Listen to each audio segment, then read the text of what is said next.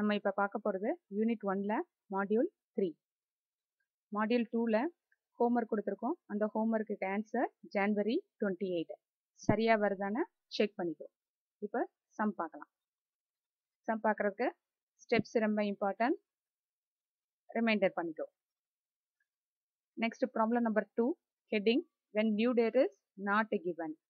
Second மாடியூலில் என்ன model பார்த்தோம்? when due date is given பார்த்தோம். இப்போ பார்க்க போகிறது when due date is not given.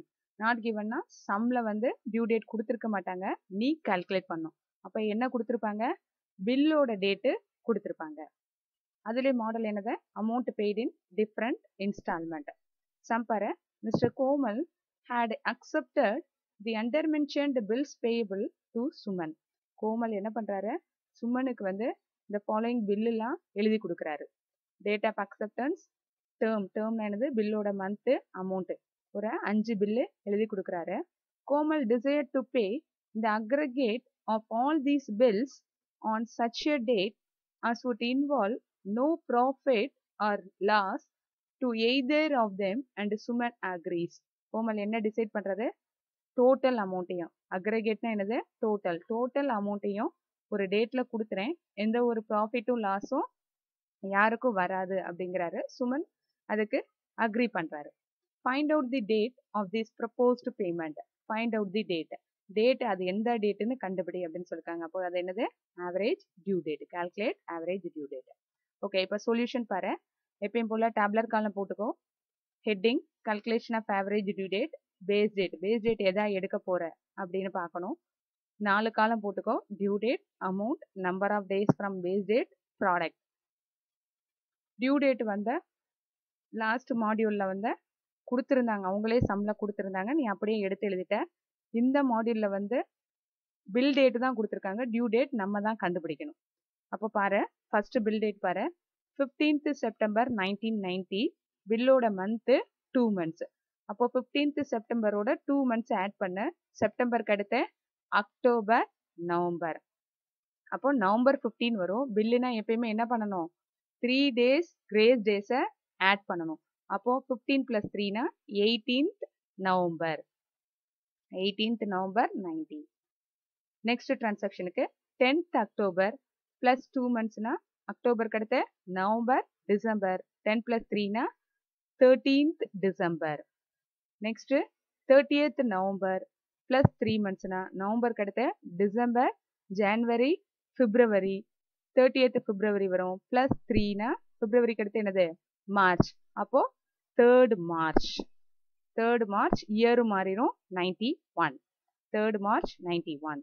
Next 10th December plus 3 monthsனா டிசம்பருக்கு அடுத்து ஜனவரி, பிப்ரவரி, மார்ச். 10th மார்ச் வரும். ப்ளஸ் 3னா 13th மார்ச். நெக்ஸ்ட் 30th ஜனவரி ப்ளஸ் 2 monthsனா ஜனவரிக்கு அடுத்து பிப்ரவரி, மார்ச். 30th மார்ச் வரும். ப்ளஸ் 3 daysனா மார்ச்சுக்கு 31 days. அப்போ அதில் ஒரு நாள் போயிடும், மீதி 2 நாள். அப்போது 2nd ஏப்ரல் 91. நெக்ஸ்ட்டு காலத்தில் அமௌண்ட்டு கொடுத்துருப்பாங்க, அதை அப்படியே எடுத்து எழுதணும். 200, 400, 500, 600, 300. அதை அப்படியே செகண்ட் காலத்தில் எடுத்து எழுதிரு. Next 3rd column number of days from base date. அப்போ பேஸ் டேட்டை எதை ஃபிக்ஸ் பண்ணுற? ஃபர்ஸ்ட் டேட்டை, தட் இஸ் 18th நவம்பர் 1990. இப்போ வந்து லாஸ்ட் மாடியூலில் வந்து ஈஸியாக இருந்தது, அதனால நம்ம அதே காலத்திலே பண்ணோம். இப்போ நம்பர் ஆஃப் டேஸ் கால்குலேட் பண்ணுறதுக்கு தனியாக ஒரு டேப்லர் காலம் போட்டிருக்கோம் பாரு. Calculation of number of days from due date போட்டுக்கோ. அப்புறம் ஹெட்டிங் நவம்பர், டிசம்பர், ஜனவரி, பிப்ரவரி, மார்ச், ஏப்ரல். ஏன்னா நவம்பர்லேருந்து ஏப்ரல் வரைக்கும் தேவைப்படுது, அதனால் அதை ஹெட்டிங்காக போட்டுக்கோ. கடைசியில் டோட்டல் காலம்னு சேர்த்துக்கோ. ஃபஸ்ட்டு டிரான்சாக்ஷனுக்கு பாரு. 18th November to 18th November. Base date என்னது? 18th November. First டிரான்சாக்ஷனுக்கும் 18th November. அப்போது எந்த ஒரு டேஸும் கிடையாது, அதனால 0 போட்டுறேன். செகண்ட் டிரான்சாக்ஷனுக்கு 18th November to 13th December. நவம்பருக்கு மொத்தம் 30 days.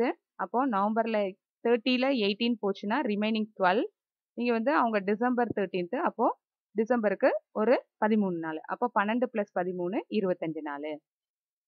நெக்ஸ்ட் டிரான்சாக்ஷனுக்கு 18th November to 3rd March. 18th November to 3rd March. அப்போது நவம்பரில் ஒரு 12 days, டிசம்பருக்கு ஒரு 31 days, ஜான்வரிக்கு ஒரு 31 டேஸ், பிப்ரவரி வந்து இது லீப் இயரா நான் லீப் இயரானா சொல்லலை, அப்போ நீ நான் லீப் இயராக தான் எடுக்கணும். அப்போ 28 டேஸ், மார்ச் ஒரு 3 டேஸ், எல்லாத்தையும் ஆட் பண்ணினா 105 டேஸ். நெக்ஸ்ட் டிரான்சாக்ஷனுக்கு 18th November to 13th March. அப்போ நவம்பரில் ஒரு 12 டேஸ், டிசம்பரில் ஒரு 31 டேஸ், ஜான்வரியில் ஒரு 31 டேஸ், பிப்ரவரியில் ஒரு 28 டேஸ், மார்ச்சில் ஒரு 13 டேஸ், எல்லாத்தையும் கூட்டினேன்னா 115 days. Next 18th November to 2nd April. அப்போ நவம்பரில் ஒரு 12 டேஸ், டிசம்பரில் ஒரு 31 டேஸ், ஜான்வரியில் ஒரு 31 டேஸ், பிப்ரவரியில் ஒரு 28 டேஸ், மார்ச்சில் ஒரு 31 டேஸ், ஏப்ரலில் ஒரு 2 டேஸ், எல்லாத்தையும் கூட்டினேன்னா 135 டேஸ். இந்த டோட்டல் எல்லாத்தையும் அப்படியே எடுத்து எழுது. 25, 105, 115, 135 எழுதுவோம். அடுத்து 4th காலம் ப்ராடக்ட். ப்ராடக்ட்டுக்குனா என்னது? Second column into third column. அப்போ 200 into 0 0, 400 into 25 10,000, 500 into 105 52,500, 600 into 115 69,000, 300 into 135 40,500. Next step, product காலத்தை டோட்டல் பண்ணிக்கோ. டோட்டல் பண்ணேன்னா 1,72,000. நெக்ஸ்ட் அமௌண்ட் காலத்தை டோட்டல் பண்ணிக்கோ. டோட்டல் பண்ணேன்னா 2,000. அதை அப்படியே எடுத்து எழுது. Total product equal to 1,72,000, total amount equal to 2,000. Next ஃபார்முலாவில் சப்ஸ்டியூட் பண்ணு. Average due date equal to base date plus total product divide by total amount. Base data என்ன எடுத்தோம்? 18th November. அப்போ 18th November plus total product எவ்வளவு? 1,72,000 divided by total amount எவ்வளவு? 2,000. அப்போ 18th November plus 86 days. 18th நவம்பரோட 86 நாளை கூட்டணும். அப்போ base டேட்டுக்கு இது வந்து நோட்டு வந்து நம்ம பேஸ் டேட் எப்படி கண்டுபிடிச்சிருக்கோம்னு எழுதியிருக்கேன்.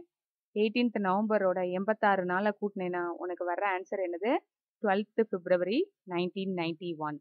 மாடியூல் 2ல் போட்டோம்ல அதே மாதிரி தான். அதனால நீயே ட்ரை பண்ணிக்கோ. அந்த ஸ்டெப்பை வந்து நான் கொடுக்கல, நீயே கால்குலேட் பண்ணிக்கோ. 18th நவம்பரோட 86 டேஸ் ஆட் பண்ணேன்னா வர்ற ஆன்சர் வந்து 12th பிப்ரவரி. ஆன்சர் வந்து என்னது? 12th பிப்ரவரின்னு எழுதிக்கிறேன். நோட் என்ன எழுதுறேன்? All the transaction are based on bill. இது வந்து பில் டேட்டு தான் கொடுத்துருக்காங்க. Hence a grace days 3 days should be added to each transaction. அதனால ஒவ்வொரு பில் டிரான்சாக்ஷனோட 3 டேஸை கிரேஸ் டேஸை ஆட் பண்ணணும். அதை வந்து மறந்துடக்கூடாது. பில்லுன்னு வந்தாவே என்ன பண்ணணும்? கிரேஸ் டேஸை 3 டேஸை ஆட் பண்ணணும். அப்போ ஆன்சர் எடுத்து எழுதுறேன். நெக்ஸ்ட்டு ஹோம்ஒர்க் 2 இதே மாடல் தான், நீ ட்ரை பண்ணி பாரு.